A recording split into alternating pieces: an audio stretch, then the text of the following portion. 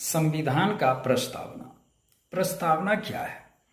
प्रस्तावना संविधान का परिचय पत्र है जो संविधान के मूल लक्ष्यों को प्रदर्शित करता है।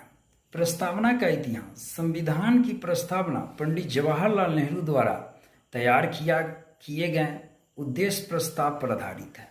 इसे 22 जनवरी 1947 को संविधान सभा द्वारा अपनाया गया था। प्रस्तावना संविधान के उद्देश्यों को बताती है।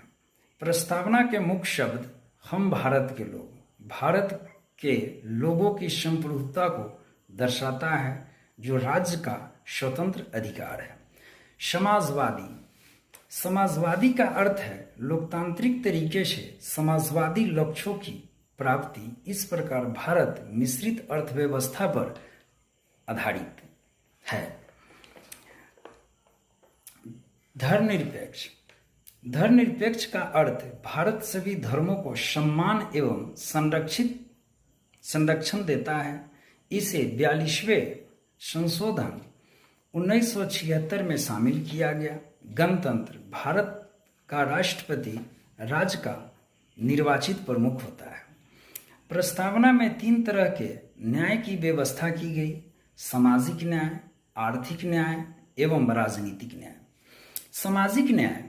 संविधान जाति धर्म पंथ रहित समाज बनाना चाहता है। आर्थिक न्याय। समाज समान कार्य के लिए समान वेतन एवं आजीविका के लिए अवसर। राजनीति न्याय। 1 person 1 vote, no age right of franchise. संविधान की प्रस्तावना से संबंधित महत्वपूर्ण वाद। केशवानंद भारती बनाम केरल राज्यवाद 1973। इस वाद में एपेक्स कोर्ट के फैसले के बाद स्वीकार किया गया कि प्रस्तावना संविधान का हिस्सा है। इस प्रकार इसे मूल संरचना में संशोधन नहीं किया जा सकता है। संविधान के प्रस्तावना को मिनी कॉन्स्टिट्यूशन के नाम से जाना जाता है।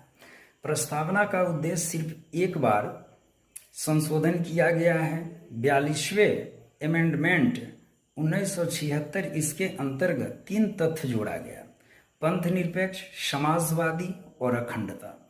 इसे संविधान का सबसे महत्वपूर्ण भाग माना जाता है जो संविधान के उद्देश्यों, मूल्यों और सिद्धांत को दर्शाता है। प्रस्तावना को संविधान का आत्मा कहा जाता है। धन्यवाद।